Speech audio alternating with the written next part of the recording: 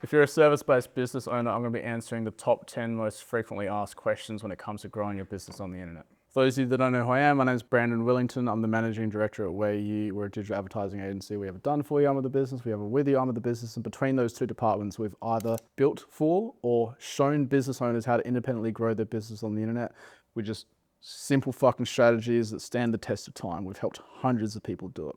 And so a lot of the questions are going to be pulled from all the frequently asked questions we get in school, stuff I answer on the advisory calls, stuff that comes up in our 2-day in-person workshops a lot. So these are the 10 most frequently asked questions. First question, how do I get more high quality leads for my business? Now this one comes up a lot because typically when people start advertising on the internet, they're coming from a place where they were relying on word of mouth or referrals, and those leads are pretty easy to close because they're referred to by someone that the lead trusts, knows, uses like a friend or a family member, probably already know the price, they know how it works, so they just want to get some questions answered and know who to pay, right? When you start advertising on the internet and reaching strangers, you're like getting calls booked from someone that saw you on Instagram at that morning and then you're talking to them that afternoon. You have to have different conversations, but usually what people say is, oh, the lead quality isn't good. It's like, no, it's not necessarily that it's not good. You're just trying to put them through the same sales process. Like I talk about buyer readiness in like a previous video we just recorded.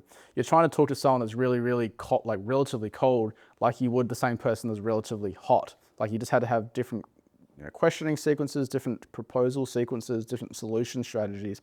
But to answer the question of how do I increase the quality of my leads, there's a few things. Now, I talk about physical resistance and psychological resistance on your landing pages. So physical resistance is adding clicks, keystrokes, and scrolls. That helps with influencing the quantity of leads you get. To influence the quality of leads that you get, I like adding psychological resistance. So that's things like, how much do I need to think about my question? Is this really for me? And then also, how much of this process is about buying? So for example, if you run 2 different scenarios, or 2 different funnels, I should be more specific. One funnel is generating on step 1, page 1, a lead magnet, and then on page 2, a cold booking. And the second funnel is, the first page is everything about the program, how it works, all that stuff. Kind of like, actually, if you check the YouTube description, like that one. And then the form is not about like getting a free lead magnet or getting a free training. It's about applying for the video above, like the program that's mentioned. And then on the second page, they book a call. Obviously, the people from the second scenario, the second funnel will be higher qualified because everything is about applying for this program. Whereas the first one, you get higher quantity of leads on the first step because there's like a free thing there. But then the downstream effect of that is some of your bookings will be like lower intent. You also get people that come through that like thought that the booking was the free training.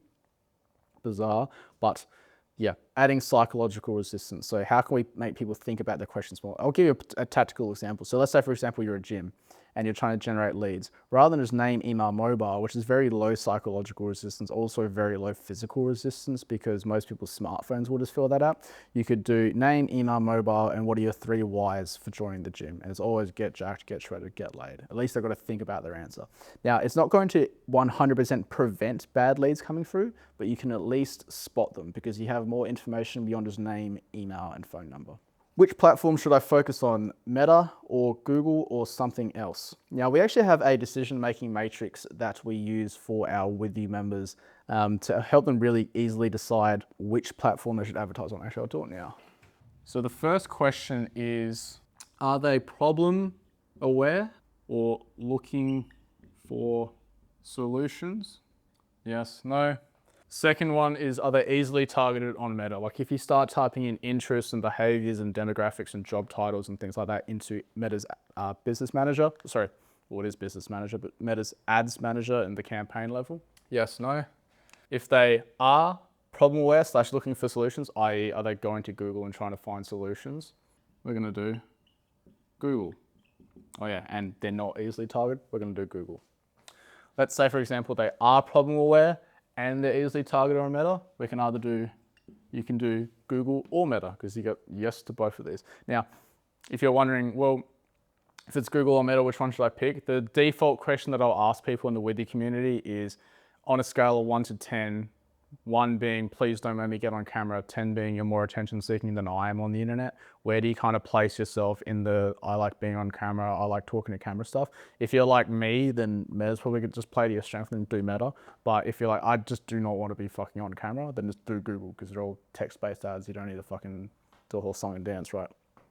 But if they're easily targeted on meta, but they're obviously not looking for you on Google, then we're just doing meta. Like, we've got to create demand. There's no demand to capture just yet, right? And if there's no to both, you're probably doing direct outreach, which fucking sucks. And if you enrolled in the With You program, you said no to both of those, I had to give you a refund, because I'm not teaching you how to do direct outreach. It's fucking slow and I hate it. But however, there are some industries where you need to do direct outreach. For example, some very, very niche B2B services. You can't easily target people on Meta. They're not looking for your solution on Google, as you might be like first to market for some kind of thing. So you just had to do direct outreach, unfortunately. Cool. How much should I spend on ads to see results? Fantastic question. We get this one a lot of, how do I know when my ads are working? My default is, so you need to work out your CPA. So I always had to give this pep talk to With You members where I say like, look, when they just turn their ads on, I go, look, you're about to go through an emotional roller coaster, because things are going to fluctuate pretty wildly for the first day. CTR is going to be up, then it's going to be down, then it's going to be up, then it's going to be down, then it's going to go. But it has to average out. It's a little bit like Tim says, it's like if you flip a coin enough times, like at the start, yeah, it might be more heads than tails, but if you just do it enough times, it's going to average out closer to 50-50. But it has to average out over a statistically significant sample size of data. So let's say, for example, you're spending $20 a day on ads. Day 1, you spend $20 and you get 1 lead. So that means you have a $20 cost per lead. Great. But then day 2 happens. Now you've spent $40. But you get no leads. And it's day 2, you're like, fuck. But remember, it has to be statistically significant. So now what's happening is you're $40 a lead, right? 2 times 2.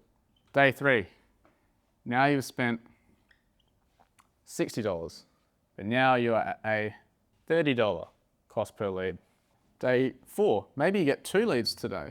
So that means 2, 3, 4, but now we're back down to a $20 cost per lead, right? So you see how everything has to average out. On a day-to-day basis, honestly, also on a week-to-week basis, it's going to fluctuate. So you need to let things cruise for a little while.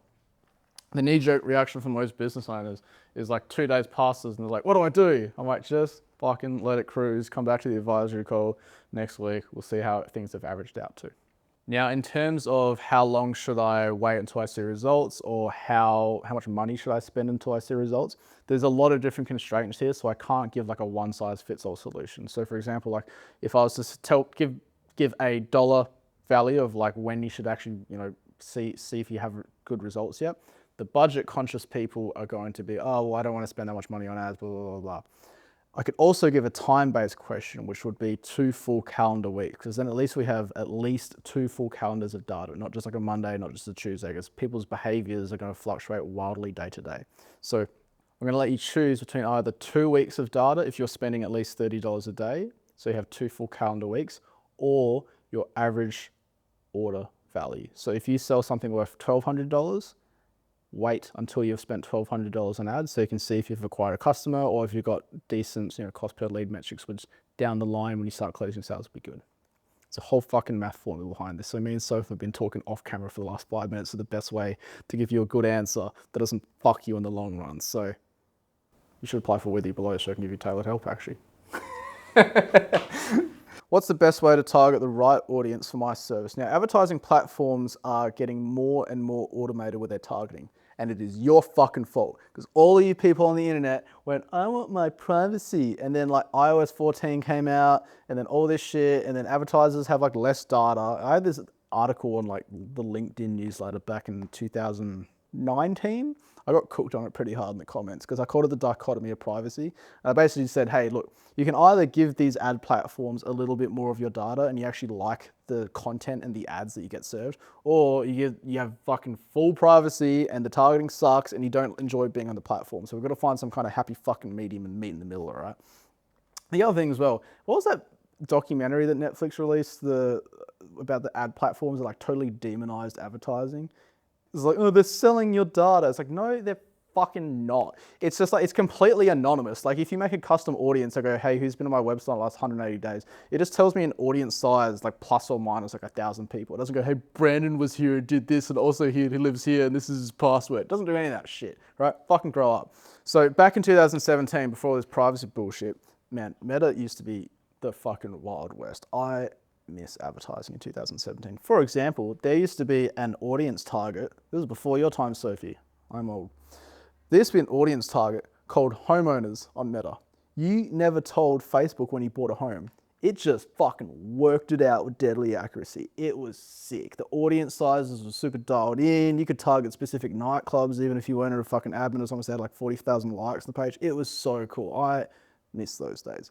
So the targeting is getting more and more broad. So doing these weird little like super niche interest targeting things, it doesn't work as much anymore. Just get your interest broadly correctly and then let your ad do a lot of the heavy lifting. So for example, they just fucking like 2 months ago got rid of exclusion. So because Withee only works with service-based business owners, I want to exclude e-commerce business owners from seeing my ads. So what I used to do was small business owners, business page admins, Instagram business profile admins, and then exclude anyone interested in Etsy or Shopify. They got rid of the exclusion things. So now in that same audience targeting of small business owners and business page admins, there's also e-commerce business owners in there. So what I have to do in the ad is at the start of the ad and in the like hook of the copy, I would say service-based business owners, just so it speaks to those people specifically. The ad platform is also going to read that. It's going to read the captions and the transcript of the ad and then find service-based business owners that are, clicking service-based business owner ads and then serve it to them. So just get your interest targeting broadly correct and then let your ad do the heavy lifting and let the algorithms work your shit out. How do I know if my ads are actually working? I talked about this in the first video that we actually just recorded today. So most business owners don't have conversion tracking set up. So I'll explain conversion tracking very quickly for those of you that haven't watched. All right, so conversion tracking, also known as the Metapixel, they just rebranded it to Datasets. I don't know why. This is your ad account. It has campaigns and ads that people click in it. This is your landing page. It's where people go when they click your ad. If you don't have the Metapixel set up, all the ad account and your campaign knows is someone clicked it and they went here. But beyond that, what they did, who was there exactly, it's fucking blind. Now, if we install the Metapixel, it essentially acts as a messenger owl that communicates back to the ad account. Now, it does a few things. Well, it does broadly 3 things. Firstly, it says who's been here. So the pixel goes, hey, Brandon, I saw that Sophie was here, and it sends that data back. That's the first thing. So the first thing is who. Now, what that lets us do is retarget people. So for example, you've probably been like online shopping, you added something to your cart, and then that pair of shoes just followed you around the internet. Or God forbid, you hit one of my pixels and then you see me 7 times a day. Click the link below. So firstly, it's who, so we can retarget them. Secondly, it says what did they do? Now, that is broadly listed out as events. If you're a service-based business, the most common would be lead. So for example, someone like filled out a contact form, which is like name, email, mobile, something like that. And schedule, which is if you have like a calendar widget, like on the second page of our Withee funnel, and you had to schedule a call in with the sales team or something like that, right? And so the pixel will go, if you have your conversion tracking set up, it'll go, hey Brandon, I saw Sophie was here and she completed this lead form. And then also she completed this booking, so she scheduled, right? So it also like tells you what they did. The third thing that it does is it learns, and it learns how to get better. So every single time it gets a lead, every single time it gets a schedule, it gets more and more data about how to do those things. Because when you set up your campaign, you set up to like optimize for a specific event. So when you say at the ad set level, hey, Mark, I want you to target these people and I want you to optimize for leads. Just get me leads. And it goes, all right, I'll do my best. And it goes out and it tries a bunch of different things. And then it gets one lead. And it goes, how did I do that? I'll do something similar to that. Like I'll show it to a similar person, I'll show a similar ad, whatever, or the same ad, whatever. And then another lead happens, and now it has 2 points of data, and it goes, okay, what's common between these two? And then another lead, then another lead, and another lead. And so every single time it gets a lead or a schedule, it gets more and more data about how to do its job better and better and better. But those are the 3 things that the pixel does and conversion tracking does. but it's also how you know if your ads are working, because it will send that data back to your campaign and say your cost per lead is this, your cost per call booking is this, and then you can do the math, map it out in a financial model in a Google Sheet and find out like, hey, like if I keep getting cost per leads like this and my close rate is like this, like you can just map stuff out on a forecast in a Google Sheet, which is what our With You members do. Question 6, what type of content or offers should I use in my ads to get leads? Now, there are so many different ads that you can do. I'm always a very big fan, especially if you're a service-based business owner, of getting the business owner in the ad. We have so much evidence to suggest that as soon as we get the business owner in a video sales letter on the landing page or in the ad, it just does so much better click-through rate wise, lead quality wise, conversion rate wise, if the business owner's in the ads and the videos, just because it builds more trust. Just because there's so many businesses out there that are just a fucking logo that, you know, you call them up and like they have a suspicious accent. It's like, well, where the fuck are you? I thought you guys were in Perth. And so putting the business owner in the ad is monumentally helpful. We actually do an exercise in the With You workshop where first Sophie teaches them how to write out the copy in the ad, so the stuff that you would read, and I just pick a random person in the room and I show them how easy it is to film an ad just on their phone, airdrop it to my laptop, edit it in CapCut, and I think, what's my record so far? Like 7 minutes, somewhere. 6 minutes was my record from someone whose ad, which I had nothing to do with, no industry. What would it do is just read out their ad, I go stop, and I'll just speak that to camera, get the next line, put it in my own words, speak back to the camera. So once you learn how to write a good ad, recording video ads is so easy because you just like articulate it, and now you get the, you know, third dimension of being able to be the business owner and on video and show emotion, do context. Like for example, there's a very specific reason why we film facing this way and not that way, because that way there's just a blank wall. This way, you can see I have team members. Question 7, how do I stand out from my competitors online? Me and Sophie decided the answer to this one is competitor gaslighting. This is our favorite fucking tool. You can do this anything. So the easiest way to stand out from your competitors online is just call out the stuff that your competitors already do and just say that you don't do that stuff. For example, like the easiest pitch for With You is like, yeah, most digital advertising agencies just try to sell you their done for you services, just because like when the only tool that you've got is a hammer, everything looks like a fucking nail, right? And so they just try and sell you their services that don't fucking work for you because economical is all the fucking reasons that I outlined before. I think the last video recorded is why you probably don't need a done for you advertising agency. You just learn how to do the basics well, and it's fucking monumentally more profitable and successful because no one moves faster than the business owner and no one knows your customers better than you. Or even outside agency world, like if we do, what's the example we have in With You, which is it's garage doors, isn't it? Yeah, so, what's the other one is electricians. So for example, you could say, don't let dodgy electricians into your family home. Are the other electricians dodgy? Maybe, but now you're thinking about it, and also you're thinking about your family home. Or another one for home services is just saying that like a lot of like home service businesses, plumbers, electricians, they just like leave a mess after they fucking leave. Instead of saying, hey, like we actually clean up after ourselves, unlike our competitors. Just stuff like that. Easiest fucking thing to pull on. Competitor gaslighting is my favorite marketing tool.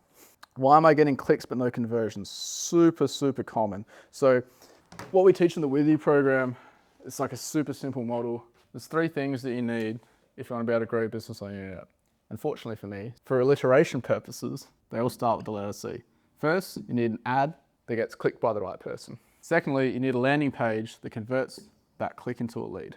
Thirdly, you need a conversational sales process that turns that lead into a transaction. So everything from the impression in an ad to a transaction in your bank account is covered, right?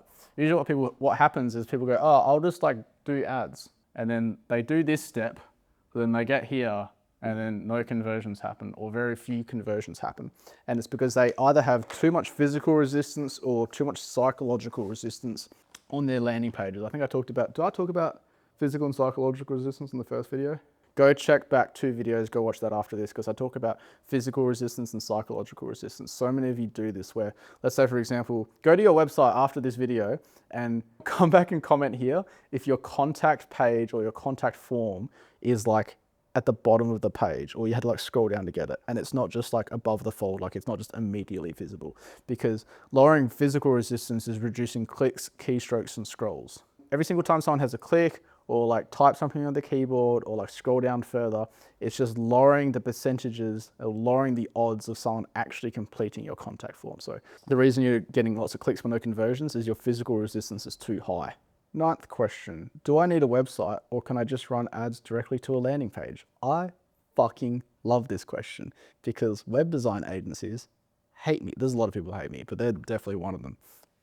They're in a group chat probably. But explain the difference between a website and a landing page. And we had to explain this in the workshop because people always ask this question. So a website is more like a directory. So if you go to our website, www.whereyou.com.au, there's like a home page, there's an about section, there's a, what else do we have? Work, media, fucking something, and then like a contact page, right? But if you go to the contact page of our website, there's a video from me in 2020 when I'm far bigger than I am now. And it says, what are you doing here? We don't send any paid traffic here. So you must be a referral from a client. You've gone through one of our funnels or landing pages and now you're just doing your due diligence, just trying to check us out and do your research. Or you're my competitor trying to see what's up. Because we don't send any paid traffic to our website. However, if you click the link in the description and go to, ahoy.whereyou.com.au, you'll go to one of our landing pages. All of our ad spend goes to this landing page. Because if you notice on this landing page, there is one thing you can do, and it's apply for With You. I don't want you going on an about section. I don't want you going like watching me on like a media page or learning about our careers or stuff like that. I just want you doing the one thing on that page, which is complete an application for the With You program. Because that lets me just dial this landing page in for that one purpose. So if you want to grow your business on the internet quickly, absolutely you can just get by with a landing page. Actually, I've done that. So I used to have I mentioned in the previous video, used to have a DJ school where you'd learn to DJ clubs, international club, never had a website. There was just a landing page. And so we just linked the landing page and anyone that went there, the only thing you could do there was apply for the DJ school. And we had all the details about the DJ school or the testimonials, screenshots, all of that stuff, but we didn't have a website. Everything just went to that funnel because all that really mattered, and for that DJ school and also for growing With You in our agency, is booking calls in the calendar. And funnels are way better at that. How do I follow up with leads to turn them into paying customers? Now you can do a combination of automated follow-up and manual follow-up. Now automate the first contact at least. So within 60 seconds of someone completing a contact form, you should be able to get in contact with them. I mentioned this in a previous video where there's one client where they're like, oh, we're really struggling to close these leads. And I asked them like, yeah, how long is it taking you to get back to these leads? And they're like, yeah, we're pretty fast. We'll get back to them like same or next day. I was like, dude, it should be like, you should be calling them like, what are you what are you so fucking busy for? It's like you don't want to sell them your stuff, right? And so what you can do is loads of different, like High Level is the CRM system that all of our With You members get a snapshot for, so they can just like get templates and stuff like that. But as soon as someone completes a contact form, you should at least send them an automated text message that says, hey Aiden, got your inquiry, we'll be in touch with you soon, or if you've got any questions, you can text us back here. Just so that they don't go, did they get my inquiry? When are they going to get back to me? And then go back to the previous Google search results, scroll to your competitor, and then make an inquiry with whoever fucking calls them first, right? So at least make an instant notification saying, hey, we got your thing, we're to contact you soon. And then one of the things that I like doing, so if you're a one-step funnel or a two-step funnel, and again, this is a whole nother fucking topic of the video, but if you're a one-step funnel where you've got to reach out to the leads that have made like a contact form inquiry with you, I like setting up a nurture sequence that goes to your phone. So as soon as you get a lead, you get a text message, not an email, because I know you check your text way faster, with their name, just their phone number. You don't need their email in the notification because you're not going to email them from your phone, and then all the details from the application. So you can immediately just see, I've got a lead, this is their phone number, this is everything I know about them, and then you can just tap the number on the text and just call them as fast as you possibly can. If they're a two-step funnel, so that means they've actually, the Ahoy link below is like that. So step one, you start an application, and then if you're eligible, you get a booking link on the second page. The reminder sequence is really, really critical. So what I do is we do text message reminders, but then the emails are mostly just content to prime them for the sales call. To basically just like, you'd rather just prevent an objection than overcome one. One more super useful tool to turn your leads into paying customers is sales materials. So if you actually apply for With You, you'll notice how much I fucking nag you in the nurture sequences to watch the video sales letter before your call with either Tim or Melville, because it's a 19-minute video that basically explains the entire With You program, everything you get, all the nuts and bolts, so that Tim can just be more of a like answer questions. Well, firstly, like make sure it's a good fit for you. And then secondly, like answer questions about like what time are the advisory calls, when's the next workshop date, things like that. Just saves a bunch of time on the call. And so rather than having to like try and convince you and explain everything to you, you can at least just like watch this video and then just like talk about that on the call. That's actually a fantastic way to end the video, to also say, click below and apply for With You.